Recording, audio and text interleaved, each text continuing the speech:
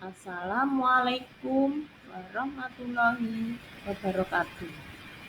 Saya Erik Suspitasari, SPB SD, CGP Angkatan 9 Kabupaten Blitar, akan melakukan diseminasi pemahaman dan penerapan budaya positif di UPT SD Negeri Tumpang 1. Salam dan bahagia, Ibu dan Bapak Guru, mari belajar bersama, berkolaborasi untuk mewujudkan budaya positif di sekolah tercinta ini.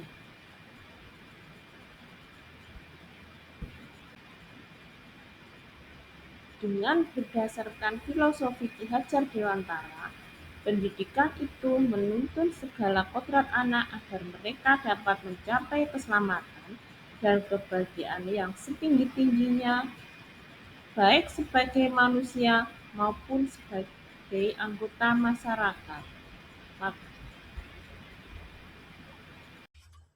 Assalamualaikum warahmatullahi wabarakatuh.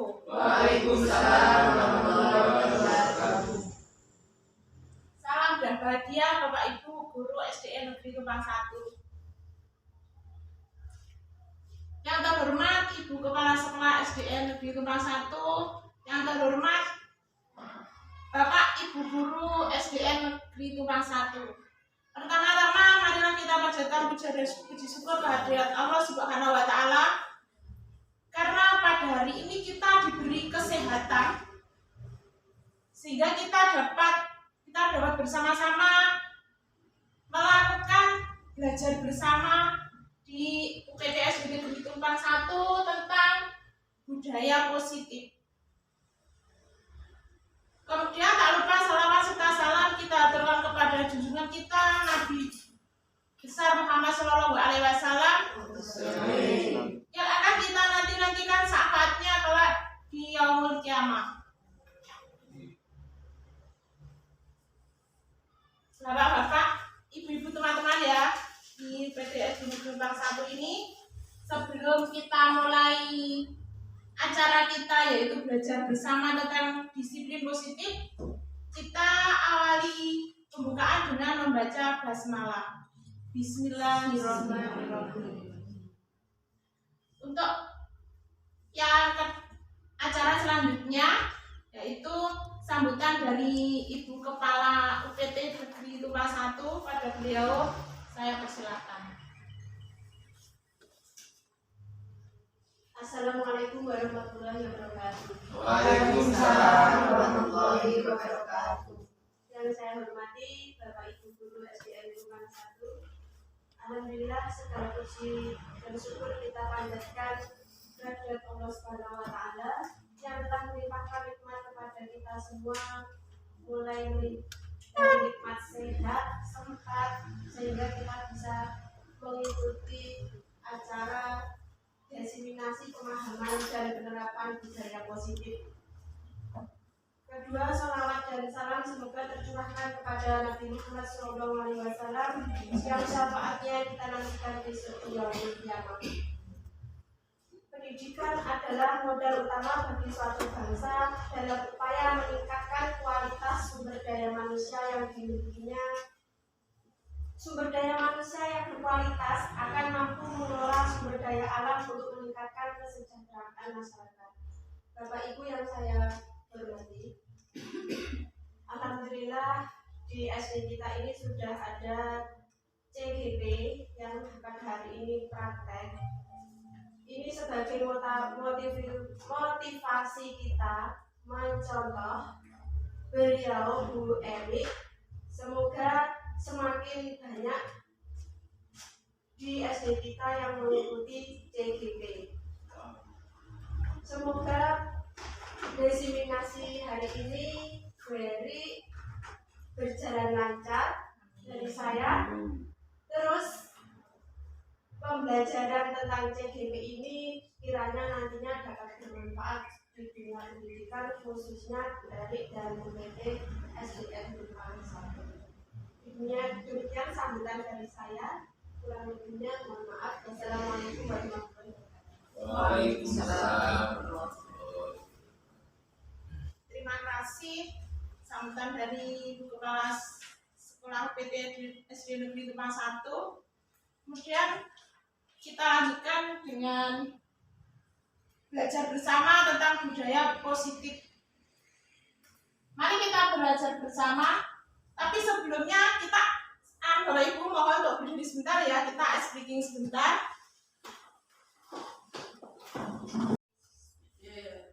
Mari teman-teman kita, agar kita lebih bersemangat lagi untuk belajar bersama, kita ice breaking dulu sebentar ya.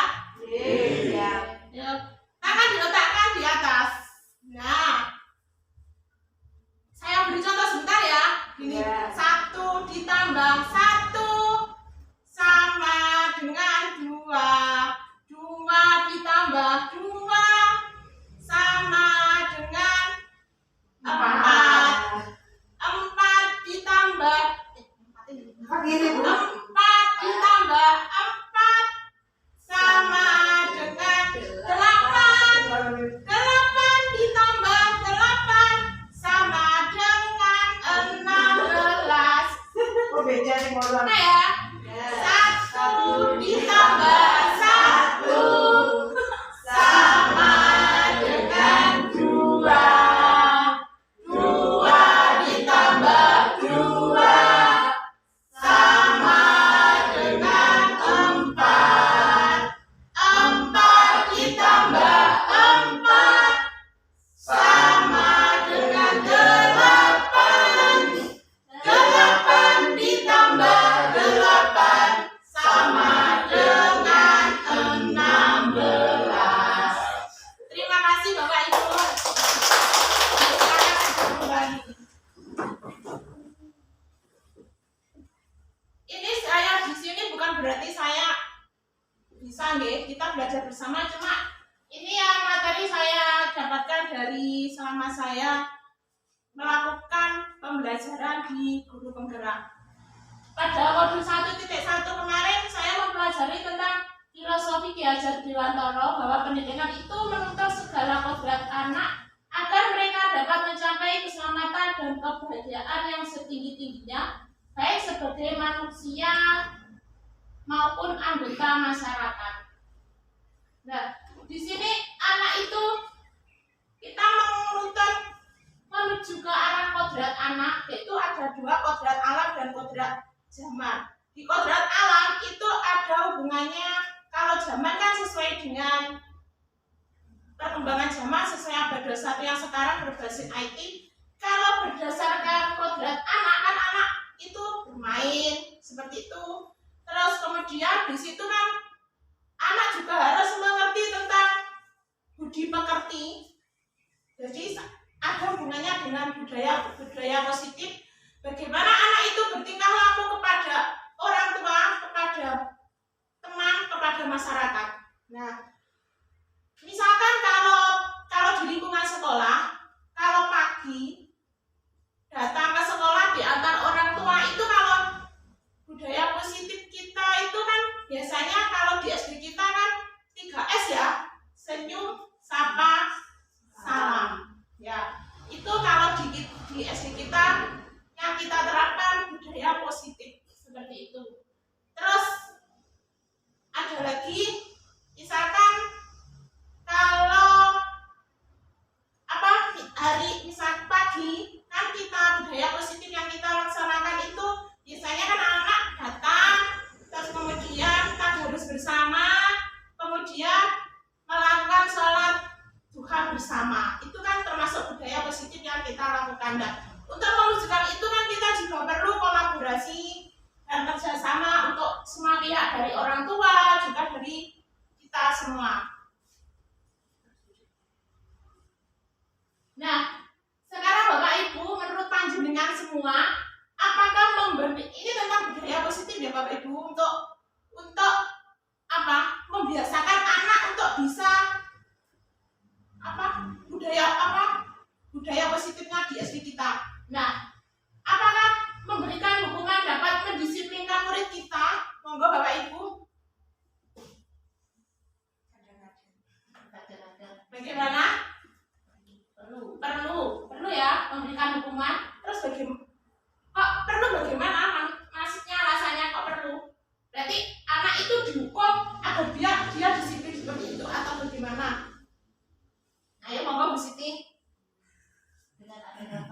hukuman mungkin ada efek jerah dari anak tersebut, bisa tidak mengulanginya lagi.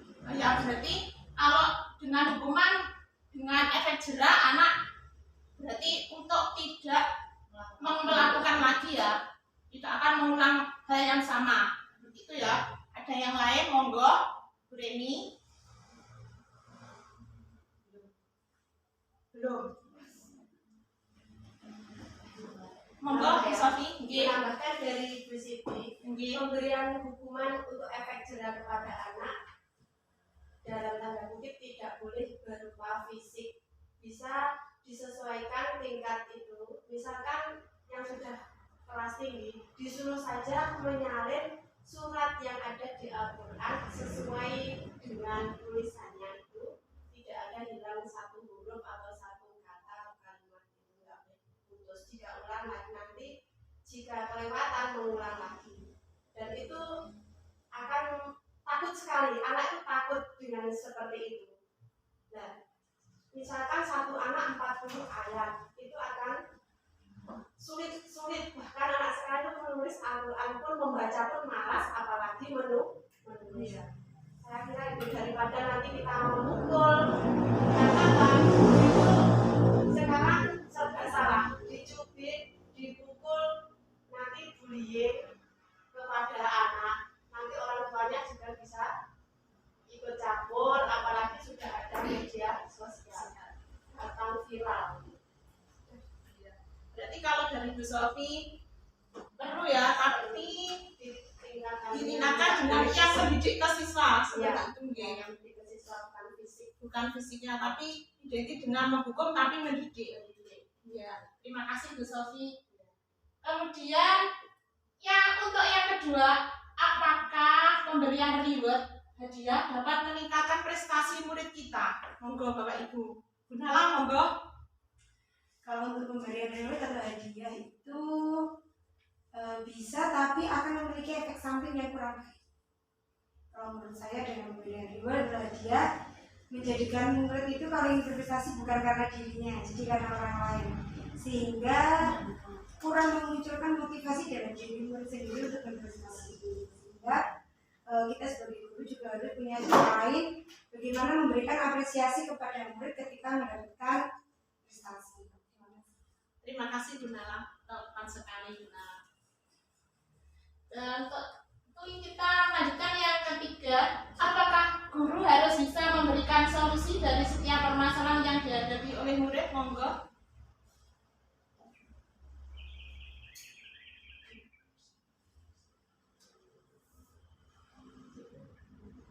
Monggo, Bu Reni. Ya, memang untuk pertanyaan yang ketiga ini, apakah guru harus bisa memberikan solusi dari setiap permasalahan yang dihadapi oleh murid?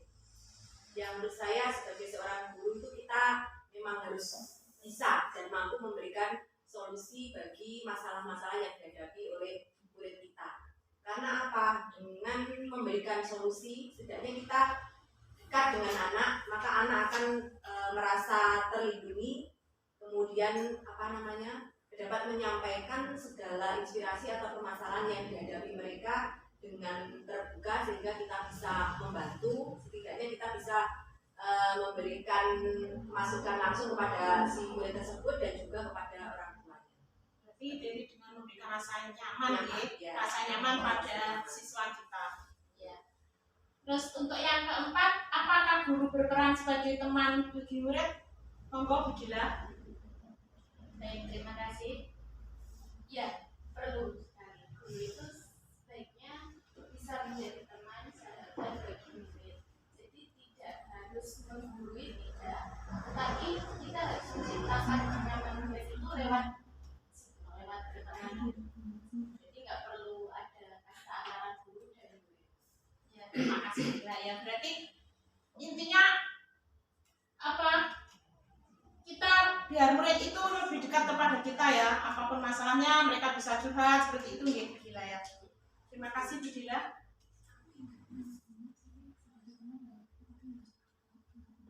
Konsep dari, kita lanjutkan Bapak Ibu ya, konsep dari modul budaya positif itu perubahan paradigma belajar, disiplin positif, kebutuhan dasar manusia, motivasi perilaku manusia, posisi kontrol restitusi, keyakinan kelas, dan segitiga restitusi. Itu yang saya pelajari, Bapak Ibu.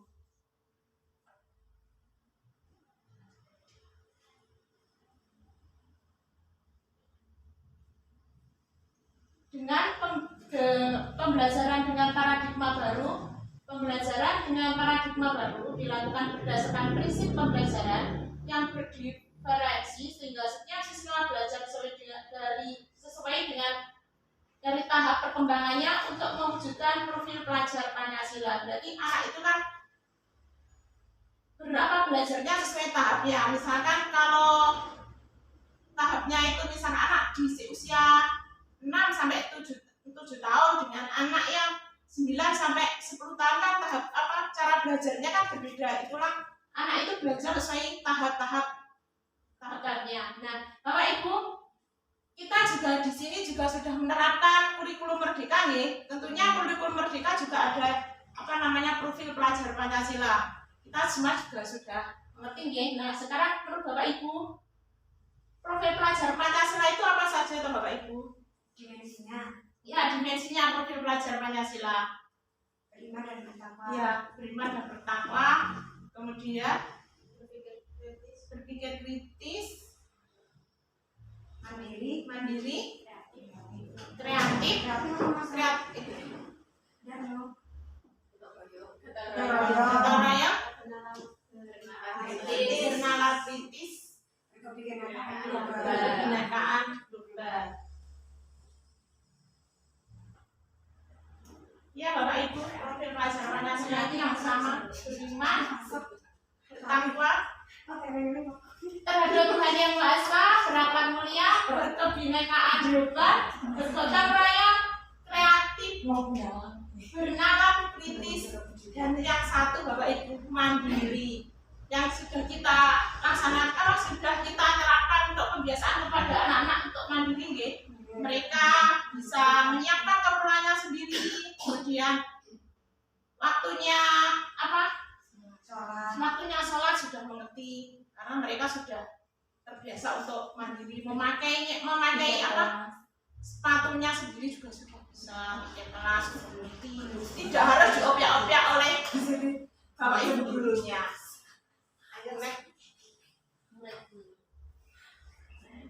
Nah, Bapak Ibu, kita tadi sudah bicara tentang disiplin positif, ya, tentang contoh-contohnya. Nah, sekarang apa tuh Bapak Ibu arti dari disiplin positif itu sendiri?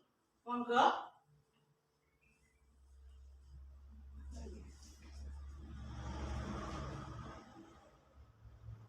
Monggo Benala. Monggo Bapak Ibu yang berpendapat apa arti dari disiplin positif itu sendiri? Monggo.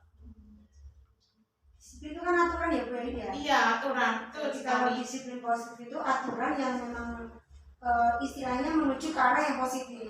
Yang diberikan kita sebagai guru kepada murid sekolah dengan tujuan murid memiliki perilaku dan perilaku yang positif. Terima kasih. Terima kasih Benala. Monggo yang lain untuk menambahkan. Tapi Benala sudah betul. Nah, seperti itu. Tapi kalau ingin berpendapat, monggo. Ini berpendapat dengan Benala. Bu Siti? Sama?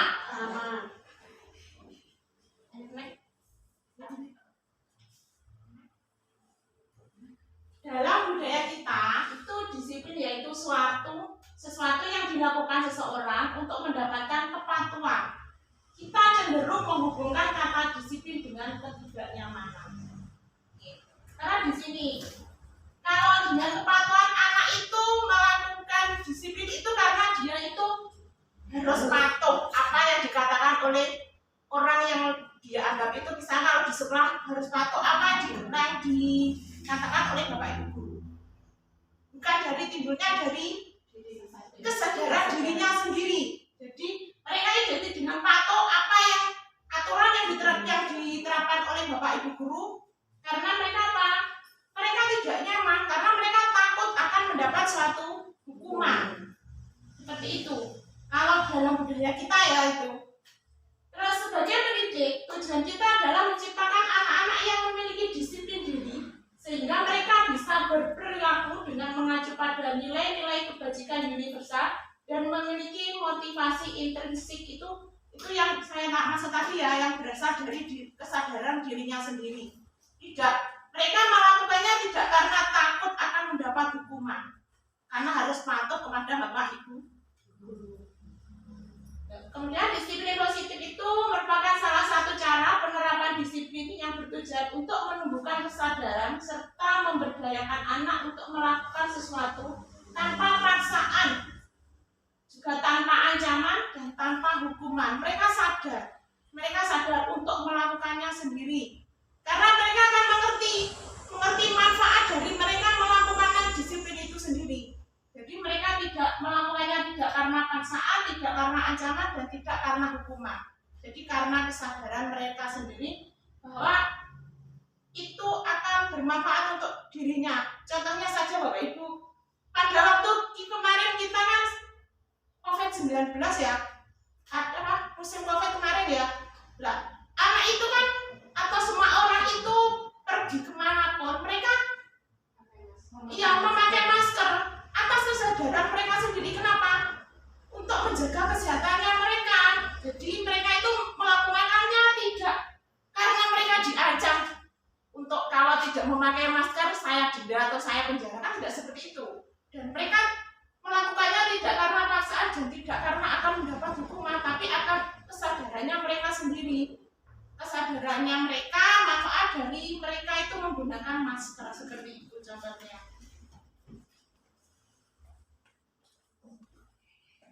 Nah, sekarang kebutuhan dasar manusia itu yang pertama bertahan hidup, yang kedua kasih sayang, yang ketiga penguasaan, yang keempat kebebasan, yang kelima kesenangan.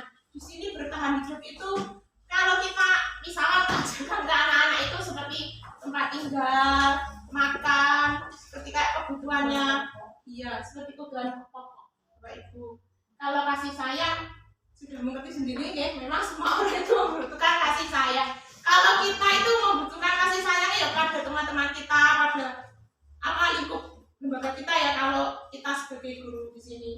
Kemudian penguasaan, seperti kita memiliki, misalkan anak itu memiliki seseorang ya, bukan anak seseorang itu memiliki misalkan mobil, dia ingin mengajak temannya untuk misalkan pergi ke pantai, kan? Dia mempunyai kekuasaan mobilnya itu mau diarahkan kemana, itu seperti itu.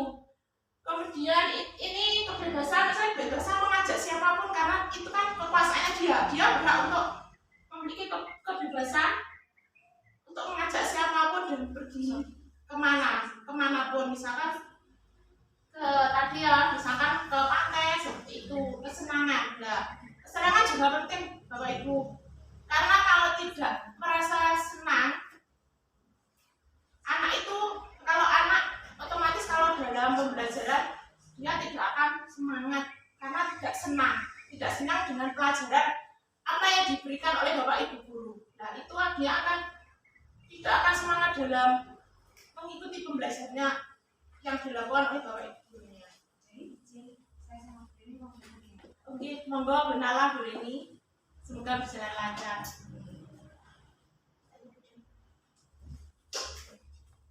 Bapak Ibu nyuwun sewu nggih, izin. Nggih, monggo.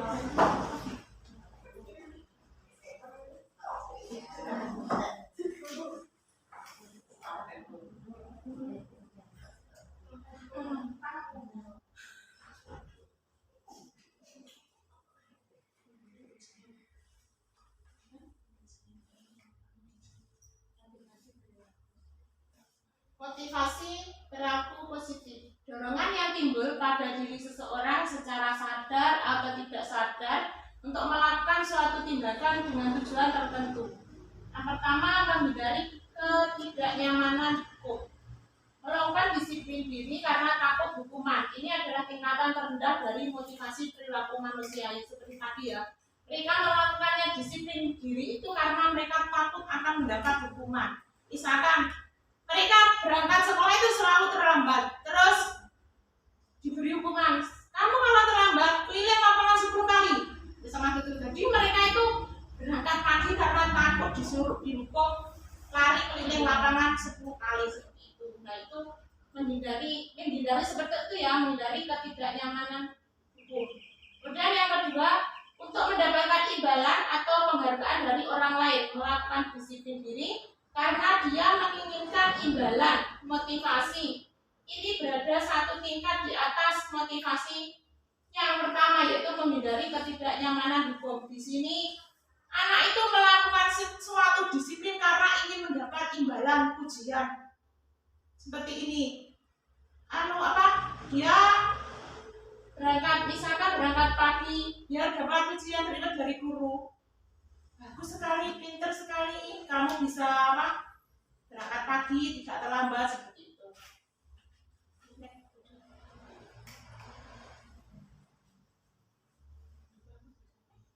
Untuk menjadi orang yang mereka inginkan dan menghargai diri sendiri dan nilai-nilai yang mereka percaya, melakukan disiplin diri karena sadar akan nilai kebajikan ini adalah motivasi yang akan membuat seseorang memiliki disiplin positif. Jadi mereka itu sadar akan nilai kebajikan, nilai yang mereka dapatkan dengan melakukan disiplin. Jadi tidak karena tadi yang motivasinya, tidak karena takut hukuman, ketidaknyamanan tadi, tidak karena untuk mendapatkan reward.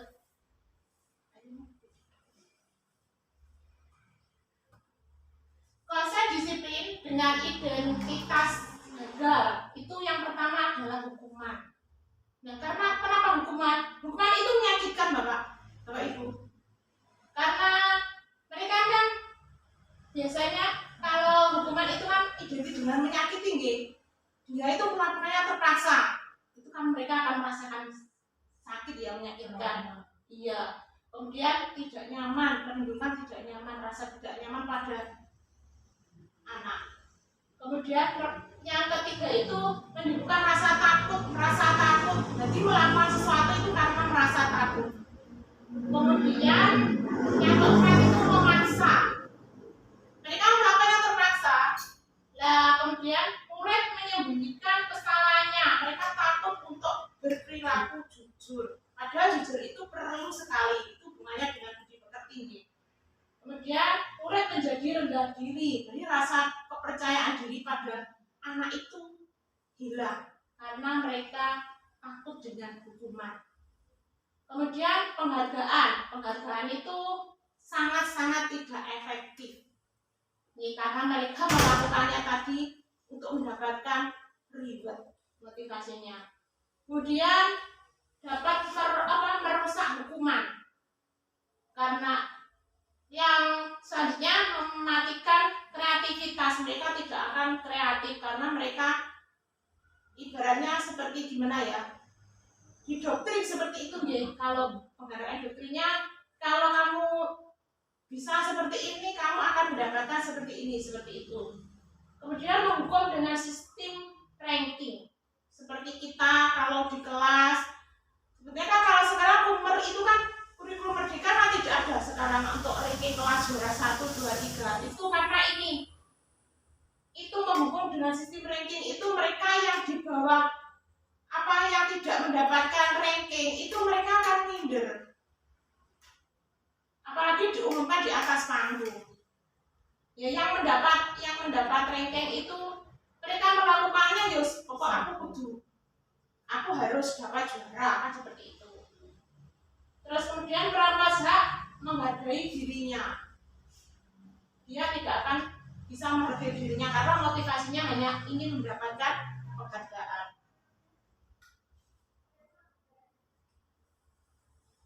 Dan yang ketiga, konsekuensi penguatan jangka. Konsep disiplin dengan identitas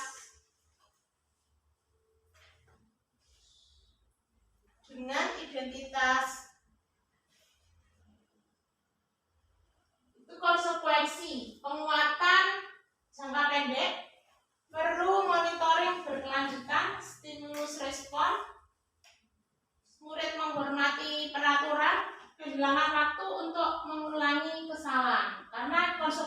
gini Bapak Ibu. Membuat suatu persekusi kita tahu kalau kita melanggar konsekuensinya seperti itu. Jadi konsekuensi itu kayak seperti hampir sama dengan hukuman, cuma itu sudah kesepakatan bersama. Misalkan kalau kemarin kesepakatannya, kalau di lembaga kita kemarin kan seperti pada kesepakatannya kalau di PJOK kemarin gini, kalau berkata tidak sopan pada waktu pelajaran PJOK sudah kesepakatan bersama antara guru dan murid itu, kalau sampai berbicara tidak sopan pada waktu pelajaran mereka akan lari keliling lapangan 5 kali tanpa harus bapak ibu guru yang mengingatkan atau karena itu sudah konsekuensinya. Mereka tahu kalau mereka itu seperti gini, kalau mereka tidak belajar dengan sungguh-sungguh dan mendapat nilai yang kurang bagus, otomatis konsekuensinya kan sudah kesepakatan kalau dia tidak akan naik kelas. Seperti itu konsekuensi itu seperti kayak hukuman tapi sudah kesepakatan bersama ya. Dan restitusi, murid bertanggung jawab. Restitusi itu murid lebih bertanggung jawab atas perilakunya. Kemudian fokus pada pemecahan masalah jangka panjang. Murid menghormati dirinya dan orang lain. Teori kontrol, dirinya memegang kontrol. Murid bersemangat memperbaiki kesalahannya. Restitusi itu identik dengan gini. Murid itu lebih bertanggung jawab atas perilakunya gini. Misalkan dia itu melakukan sesuatu tindakan ini di kelas, terus pada waktu pelajaran itu dia itu mengganggu temannya, padahal temannya itu ingin fokus dengan pelajaran apa yang mereka dapatkan, tapi murid tersebut itu selalu mengganggu teman tersebut. Dia kayak tidak suka dengan temannya itu yang memperhatikan konsentrasi dengan pembelajaran. Nah, guru di situ itu tidak gini langsung menegur, menghukum, tidak, tetapi dia memanggil anak tersebut, kemudian menanyakan kepada anak tersebut apa penyebabnya, terus bagaimana kalau kamu di posisi teman kamu kalau seperti ini bagaimana, terus memberikan gini, terus kalau begitu misalkan apa tidak kamu sudah benar apa belum. Kalau misalnya seperti diarahkan diskusi tapi identik dengan mengarahkan kepada siswa tersebut bagaimana supaya siswa tersebut tidak melakukan hal tersebut. Jadi mereka tidak akan mengganggu temannya, tapi atas inisiatifnya sendiri, bukan dari guru, tapi guru hanya menuntun mengarahkan kepada dia bagaimana cara memperbaiki perilakunya. Kalau kita menghukum, awas jangan dilakukan lagi, tetap dilakukan, atau nanti setelah gurunya intinya mulutnya mingkem itu dia melakukan lagi. Tetapi kalau dia itu dengan inisiatifnya sendiri, dengan kesadaran sendiri, yang kita menuntunnya bagaimana dia berperilakunya agar dia tidak mengulangi lagi, itu akan lebih karena itu kesadaran dirinya akan lebih baik, karena dia akan merubah mindsetnya berperilakunya tadi.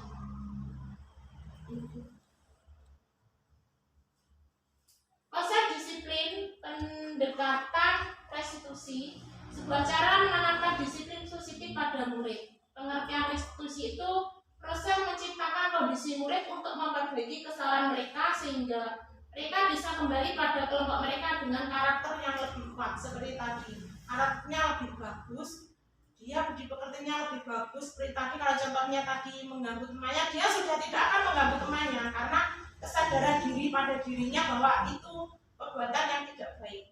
Seperti itu. Kemudian ciri restitusi bukan menebus suatu kesalahan, namun belajar dari kesalahan.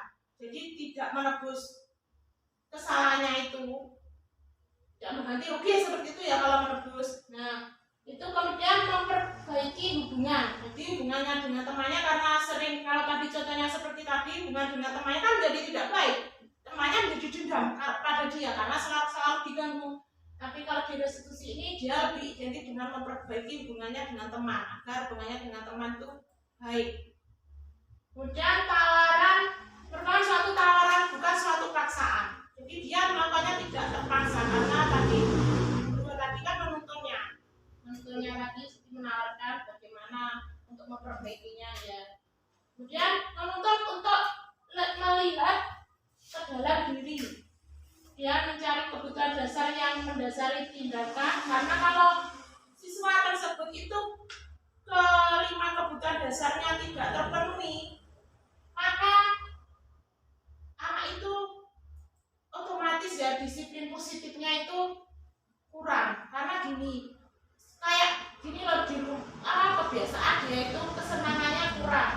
Kan mesti mencari-cari bagaimana alasan supaya dia itu merasa senang. Seperti itu. Ketika mengganggu temannya, dia suka melihat temannya itu mengganggu temannya. Dia merasa senang karena kebutuhan dasarnya yang kesenangan dia belum terpenuhi. Jadi dia melampiaskan dengan mengganggu temannya, dia merasa puas melihat temannya itu dia ganggu. Ya, kepuasan tersendiri baginya, kesenangan itu masuk kesenangan. Ya, terus kemudian fokus pada karakter bukan tindakan. Jadi kita kalau di sini kan menumbuhkan karakter ya, karakter siswa seperti itu. Kemudian menguatkan dan fokus pada solusi.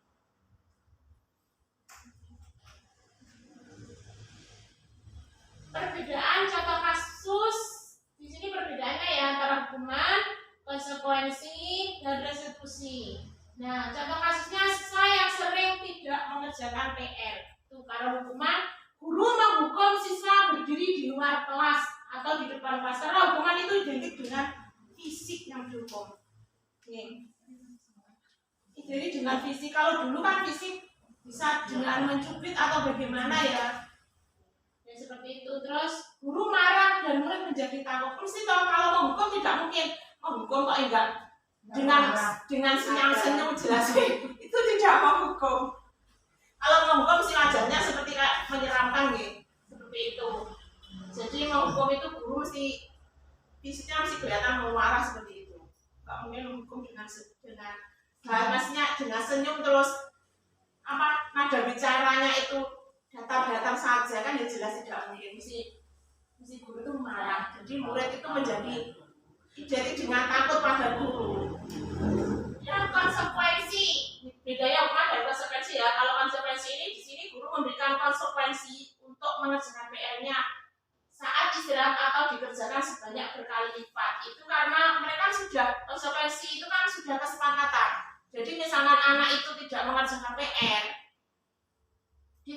sudah ditawarkan ke anak, nanti kamu kalau tidak mengerjakan PR konsekuensinya apa? Oh bu, saya menulis 100 kali lipat seperti itu. Nah, tapi anak itu melakukannya dengan kesadaran sendiri karena apa? Mengerti kalau dia melanggar seperti itu konsekuensinya mereka harus melakukan itu. Jadi tidak karena terpaksa, tapi karena kesadarannya sendiri karena sudah kesepakatan bersama. Kalau dihukuman kan mesti terserah gurunya. Iya, anak tidak ngerti, maksudnya oh nanti kamu mau dihukum seperti apa, kalau kamu melanggar seperti ini kamu akan bagaimana, tidak, karena terserah gurunya. Oh kamu kalau terlambat saya suruh kalau tidak mengerjakan PR nih saya suruh membersihkan kamar mandi seperti itu, kamu saya jemur di halaman 2 jam, mereka akan maksudnya terserah gurunya yang memberikan hukuman fisiknya itu bagaimana seperti itu. Kalau konsekuensi itu kan sudah kesepakatan, jadi mereka itu kalau melanggar ya sudah ngerti, langsung dengan kesadarannya melakukan konsekuensinya karena dia sudah melanggar. Kemudian guru tegas dan siswa menghormati peraturan karena sudah kesepakatan bersama, otomatis siswa juga menghormati peraturannya tadi. Kalau perbedaan yang sekarang dengan hukuman, konsekuensi, dan restitusi, kalau di sini restitusi itu guru menanyakan keyakinan kelas atau sekolah dan membantu siswa. Kalau kemudian guru terbuka dan siswa menghormati dirinya dan orang lain.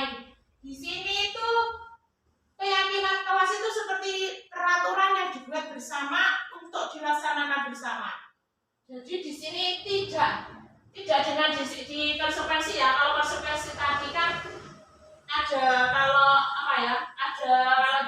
kesepakatannya kalau melanggar seperti apa. Kalau di restitusi tidak sama seperti ini. Jadi di sini karena mereka yakin itu begini Bapak Ibu. Mereka yakin akan manfaat nilai yang didapatkan dari mereka membuat peraturan itu. Jadi identik dengan mereka tidak melanggar karena mereka sadar manfaat dari peraturan yang dibuat itu. Seperti kalau kalau kita naik kendaraan motor, kenapa kita itu sebetulnya pemerintah itu membuat peraturan kalau naik sepeda motor harus pakai helm. Tapi kita itu sadar sendiri kalau naik kendaraan juga pakai helm untuk apa? Untuk keamanan diri kita, keselamatan seperti itu. Jadi anak itu melakukannya itu dengan sadar akan nilai yang mereka dapatkan dan yakin untuk dirinya sendiri. Jadi mereka tidak ada namanya kesepakatan hukuman, tidak ada, karena dia melakukannya karena yakin akan manfaat yang dia dapatkan. Kemudian guru terbuka dan siswa menghormati. Ini kan lebih dengan siswa terbuka dan siswa melakukannya itu akan menghormati dirinya dan juga orang lain.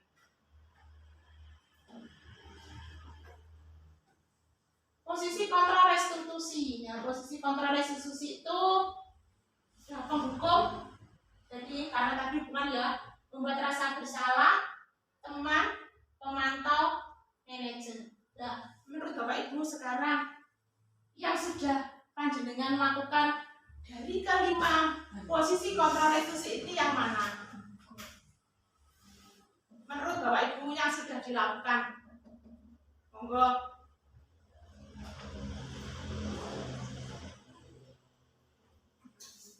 Monggo Bu Siti, yang sudah dilakukan yang mana? Kan ini penghukum ya kan, tadi penghukum dengan hukuman tadi ya, membuat rasa bersalah seperti ini. Misalkan gini, kamu itu kalau terlambat apa nggak kasihan sama bu guru kalau ditegur kepala sekolah nggak bisa mengatasi muridnya selalu terlambat seperti itu. Jadi dia itu merasa bersalah kepada gurunya karena gurunya yang ditegur oleh kepala sekolahnya karena dia selalu terlambat. Seperti itu contohnya di sini. Kalau teman tadi sudah dicontohkan oleh Gila ya, teman. Pemantau itu dia selalu memantau siswanya. Apa maksudnya? Dia tahu, oh ini selalu terlambat misalkan, oh ini tidak mengerjakan PR, oh ini rajin, dia sebagai pemantau. Terus ini manajer seperti kalau di sini. Nah, kalau di lingkup kita ya, di kepala sekolah itu manajer mengelola, memanage semua Bapak Ibu guru di sini. Seperti itu kalau monggo yang sudah kita lakukan kalau di sekolah kita yang mana? Monggo Bu Nunung, yang mana? Teman belum. Oh, teman. Ya, kalau di sini yang mana? Oh. Kalau di situ yang mana monggo? Kan ya tidak sama toh.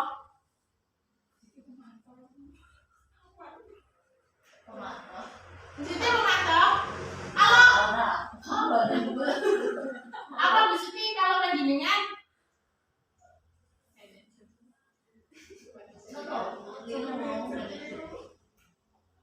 Apa di sini? Di sini kayaknya banyak berpikir ya. Banyak berpikir di sini. Apa yang saya di sini lakukan itu apa? Atau di sini jadi bingung loh, teman-teman. Sebenarnya di sini yang dilakukan yang mana toh? Apa di sini yang mana di sini?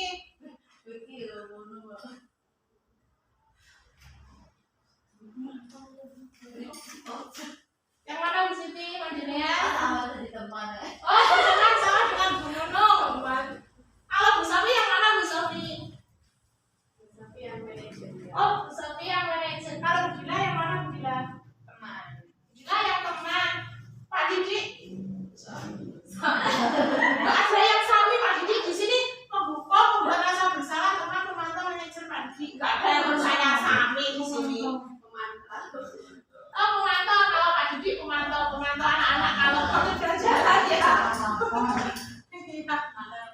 Iya. Di sini tidak ada yang salah Bapak Ibu. Tidak ada yang salah. Posisi teman ataupun pemantau ataupun manajer atau tadi ya Pak, pembuat rasa bersalah, tidak ada yang salah. Semua itu benar. Cuma ada tingkat-tingkatannya. Ini kalau berhukum patuhi aturan sekolah lalu berdiri di depan kelas ya seperti tadi ya dengan basic hukum secara fisik. Jangan bertanya-tanya, guru capek. Seperti itu biasa aja. Nggak boleh seperti itu ya. Kamu kalau bertanya-tanya saya hukum seperti itu ya nggak boleh. Ya. Pembuat merasa bersalah. Berapa kali bu guru harus memberitahu kamu? Bu guru kecewa sama kamu. Itu contohnya bahasanya seperti itu. Itu kalau membuat rasa berarti anak itu merasa bersalah sama gurunya. Itulah bersalah. Teman tadi seperti contohnya, ayolah yang tertib bagi guru bangga kali tidak apa-apa kamu salah. Berarti kamu salah itu tidak apa-apa. Ya, tapi guru tetap bangga. Pemantau, kamu sudah melanggar apa peraturan dan konsekuensinya apabila kamu melanggar. Tadi ada hubungannya dengan konsekuensi. Itu kalau pemantau. Kalau manajer, apakah kamu tahu kesalahanmu? Kira-kira bagaimana kamu akan memperbaiki kesalahanmu? Tapi di sini yang posisi dari 5 penerapan posisi kontrol ini, semuanya tidak ada yang salah. Tapi yang lebih baik adalah yang manajer. Kenapa yang manajer? Karena anak itu tidak akan tertekan ya, melakukannya sudah atas kesadarannya, tapi bimbingan dari guru menuntunnya untuk menjadi lebih baik. Seperti tadi saya contohkan tadi, selalu di kelas itu mengganggu temannya, seperti itu. Bagaimana supaya mereka tidak akan mengganggu temannya, tapi dengan kesadaran sendiri, tidak karena takut hukuman, karena tidak takut bersalah, seperti itu ya. Jadi itulah guru harus sebagai manajer. Di sini kalau manajer itu kalau guru kan kepada siswanya, beda kalau anaknya dengan kepala sekolah. Nah, keyakinan kelas. Mengapa keyakinan kelas? Mengapa tidak peraturan kelas? Jadi keyakinan kelas itu dengan peraturan kelas itu memang beda. Mengapa kita mempunyai peraturan tentang penggunaan helm pada saat mengendarai kendaraan roda 2 atau motor? Mengapa kita memiliki peraturan tentang penggunaan masker dan mencuci tangan setiap hari seperti tadi? Jadi, kalau keyakinan kelas itu identik dengan kita yakin dengan manfaat atau nilai yang kita dapatkan. Kalau peraturan itu mesti identik dengan jangan, misalkan jangan membuang sampah di sembarang tempat. Nah, seperti itu. Maksudnya mesti ada mereka melakukannya itu tidak karena kesadaran dari manfaat dari membuang sampah pada tempatnya, seperti itu.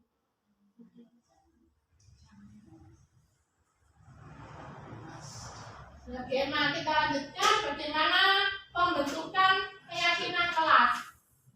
Yang pertama lebih abstrak dari peraturan berupa pernyataan universal dibuat dalam bentuk positif, sedikit saja akan mudah diingat sesuai dengan kondisi kelas dan sekolah agar mudah diterapkan.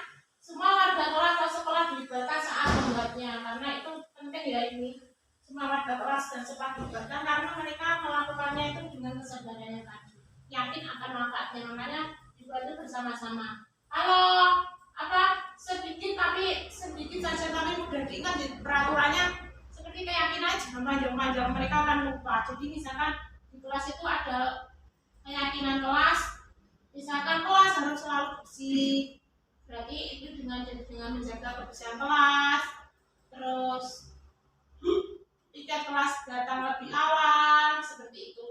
Nggak usah banyak-banyak, yang penting sudah diingat oleh murid kita. Tapi di sini karena keyakinan kelas semua yang membuat seperti Bapak Ibu guru dan siswanya sama-sama melakukannya. Contoh kesepakatan kelas, apa yang telah Bapak Ibu buat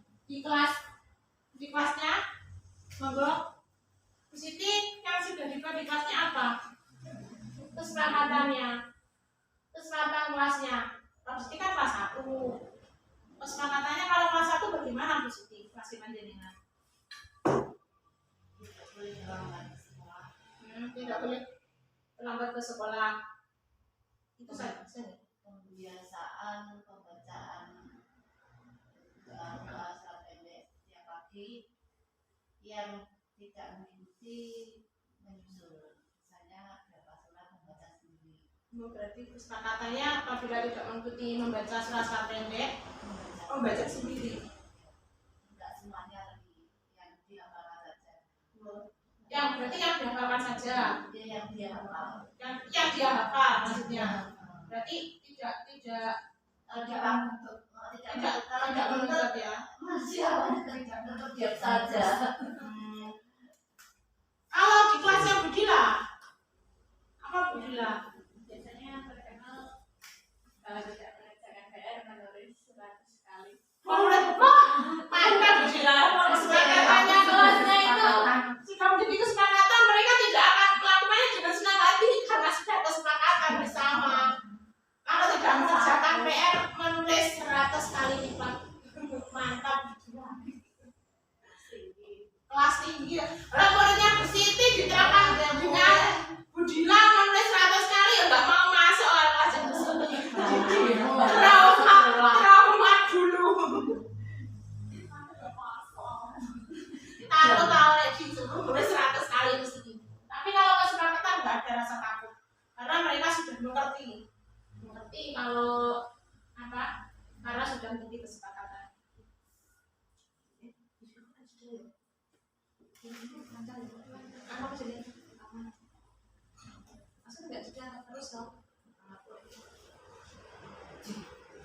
Segitiga restitusi. Restitusi itu adalah proses menciptakan kondisi bagi murid untuk memperbaiki kesalahan mereka sehingga mereka bisa kembali pada kelompok mereka dengan karakter yang kuat. Itu menurut dosen tahun 2004 ya.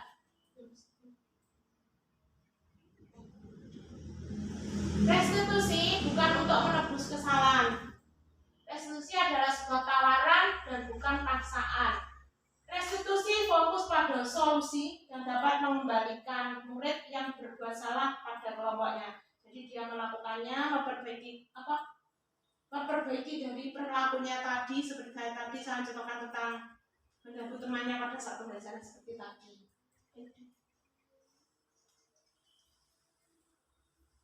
Segitiga restitusi itu yang pertama menstabilkan identitas. Jadi di sini tidak langsung menyalahkan siswa. Jadi tanya, misalkan kalau kelas saya kemarin gini, ada siswa pada saat saya menerangkan terus bermain itu loh seperti kertas ditempel bundar seperti bola. Gimana yang dilempar-lemparkan ke temannya? Nah, otomatis kan temannya mesti karena sudah dilempar, otomatis mengambil bolanya dilemparkan ke temannya lagi. Kan seperti itu. Nah, dia tidak akan fokus dengan pelajaran yang saya lakukan, yang mereka lakukan. Terus kemudian teman yang lain pun juga mereka akan terganggu, motivasinya melihat temannya yang melempar bola tadi. Nah, di sini sebagai guru, ya menegur itu wajar nih, menegur. Misalkan kita jangan lempar-lemparan, perhatikan ke depan, misalkan seperti itu wajar. Tapi kalau hanya di seperti itu, mereka ya tetap pas gurunya menghadap ke depan lagi ya mesti lempar lagi karena itu tadi. Nah, kalau misalnya dengan deteksi ini dengan begini, sisa itu dipanggil kemudian bicara mata-mata, ditanya apa yang kamu lakukan tadi? Lempar bola Bu, kenapa kamu kok lempar bola? Misalkan seperti itu. Saya senang Bu bermain lempar bola. Itu ya mungkin jawabannya seperti itu. Jadi bisa dibuat gini, Bu guru juga senang bermain. Dulu Bu guru pada waktu sekolah juga senang bermain lempar bola. Tapi tidak pada saat pelajaran. Kalau menurut kamu, kalau pada saat pembelajaran itu kamu melempar bola itu suatu tindakan yang betul apa salah? Kan mereka akan mengerti, oh ini salah Bu, seperti itu. Nah, jadi ini mereka bisa menstabilkan identitas pada diri mereka bahwa dia sebagai murid itu ya harus belajar, mengerti tindakan yang mereka lakukan itu sudah baik apa belum, seperti itu. Validasi tindakan yang salah seperti tadi ya, salah betul seperti itu. Menanyakan keyakinan dari kesalahan siswa, memperbaiki kesalahannya. Menanyakan keyakinan yang mereka atau nilai-nilai yang mereka dapatkan itu bagaimana, keyakinan kelas yang mereka sepakati. Oh, pada saat pembelajaran itu mereka tidak boleh pada pembelajaran tidak boleh membuat kegaduhan, misalkan keyakinannya kelas seperti itu. Dan nilai yang didapatkan apa? Yang pertama apa? Mereka akan disiplin, tentunya disiplin, kemudian menghargai teman-temannya yang lain, karena mereka itu temannya fokus dalam pembelajaran, tetapi mereka fokus mengganggu temannya. Berarti kan mereka tidak menghargai temannya, karena itu temannya fokus malah dia ganggu, seperti itu. Ini ada kasus Bapak Ibu. Di suatu pagi yang cerah, Bu Rika sedang menerangkan pelajaran matematika. Dia melihat kedua muridnya Budi dan Hari asik bermain kapal-kapalan di dalam kelas. Bu Rika sudah menegurnya, tetapi keduanya tetap asik bermain. Ini kalau di sini kapal-kapalannya bukan kapal-kapalan beli dari rumah boten nggih. Kalau di sini kapal-kapalan itu loh kan sering toh kertas sudah dibuat kapal-kapalan terus diterbangkan di kelas seperti itu. Nah ini di sini seperti ini. Kemudian apa yang sebaiknya Bu Rika lakukan selanjutnya? Monggo Bapak Ibu menurut panjenengan apa yang akan dilakukan oleh Bu Rika selanjutnya? Oh nggih, monggo Pak Didi. Sebentar Pak Didi. Monggo teman-teman menurut panjenengan apa yang sebaiknya Bu Rika lakukan selanjutnya? Ini seperti tadi ya, seperti garis institusi seperti apa? Identitas diri seperti tadi. Yang tiga, yang atas. Nah, seperti ini ya, menstabilkan identitas, validasi tindakan yang salah, menanyakan keyakinan. Nah, maksudnya yang bawah. Nah, ini apa yang sebaiknya kita lakukan selanjutnya, seperti segitiga restitusi tadi. Monggo. Ya. Monggo Bu. Nanti silakan dikoreksi kalau salah. Kita belajar bersama Bu di sini. Memanggil anak yang melakukan bermain kapal kertas tadi. Ya. Menanyakan dari dia, menanyakan perbuatannya itu apa baik apa tidak, kenapa kamu melakukannya, apakah perbuatan itu tadi ada dampaknya buat temanmu pada belajar apa tidak. Terus apa yang kamu lakukan untuk memperbaiki kesalahanmu tadi? Selanjutnya bagaimana? Sudah itu saja. Terima kasih Bu Sofi. Monggo Bu Siti, menurut panjenengan bagaimana?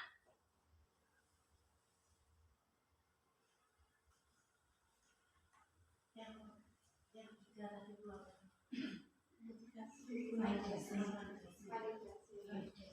Menstabilkan identitas, validasi tindakan yang salah, menanyakan keyakinan. Keyakinan itu keyakinan yang dengan kesepakatan kelas, tapi dia mempunyai dengan nilainya manfaat untuk dirinya.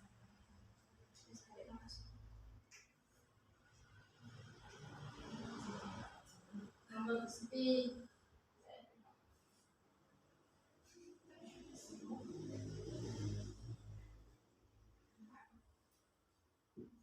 Maka Siti, bagaimana menurut panjenengan apa yang akan dilakukan oleh Ibu Rika sebaiknya?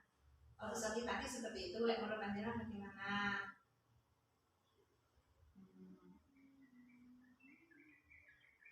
Anak tersebut diberi teguran agar lain waktu tidak melakukan lagi dan bisa memberikan penjelasan dari ibunya.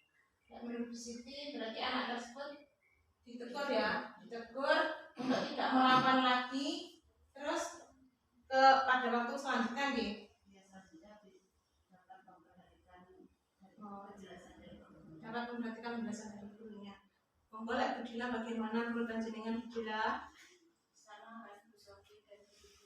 Oh, sama, tapi pendapatnya Bu Sofi dan Bu Dila. Bu Siti tidak sama loh Bu Dila. Monggo Bu Lila, bagaimana menurut panjenengan?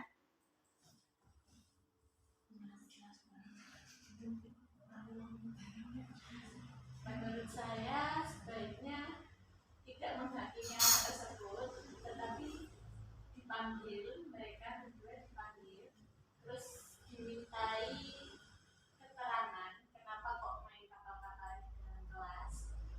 Terus setelah itu jika sudah mengakui kesalahannya, diberi arahan sebagai teguran sama Kak Siti, teguran. Setelah itu membuat kesepakatan bersama apa yang harus dilakukan mereka berdua agar tidak mengulangi kesalahan. Ya, terima kasih Bu Lila. Tentunya yang terakhir mereka akan meminta maaf yang terakhir ya, meminta maaf kepada teman-temannya dan kepada gurunya karena mereka melakukan kegaduhan di kelas sehingga kan mereka tidak menghargai guru dan teman-temannya. Jadi mereka juga harus minta maaf, itu juga perlu loh Bapak Ibu. Itu termasuk dipekerti karena itu mereka sangat mengganggu teman-temannya. Walaupun kesalahan bukan berarti dia melakukan satu hal yang fatal buat teman. Jadi itu ya, berarti minta maaf itu juga perlu dan sangat penting. Nah, terima kasih Bapak Ibu guru yang hebat. Hari ini kita sudah menyelesaikan diskusi bersama ya tentang budaya positif yang kita lakukan di SD Negeri Tumpang 1 kita nih. Terima kasih semua atas kerjasamanya, kolaborasinya bersama pada diskusi tadi yaitu budaya disiplin positif. Terima kasih. Nah, sebelum kita akhiri diskusi ini, saya ingin tahu dari monggo Bu Kepala Sekolah. Iya, Masnya kegiatan ini tadi menurut panjenengan bagaimana? Terima kasih atas waktunya. Kegiatan yang sudah dilakukan tentang diseminasi budaya positif sangat bagus sekali untuk SD Tumpang 1, suatu ilmu baru buat kita semua tentang khususnya yang hukuman tadi ya. Yang selama ini kita lakukan ternyata masih belum benar ya. Nanti setelahnya ini bisa diterapkan untuk anak didik kita, jangan selalu menghakimi mungkin belum tentu semuanya benar. Terima kasih atas ilmu yang diberikan, semoga bermanfaat. Tetap semangat untuk Bu Eri, sukses selalu. Terima kasih. Terima kasih Bu Sofi. Monggo untuk perwakilan Bapak Ibu guru. Monggo. Belum tadi belum Pak. Monggo. Nama Pak Bayu ya, tadi yang belum ya. Monggo. Dari Bapak Ibu guru monggo.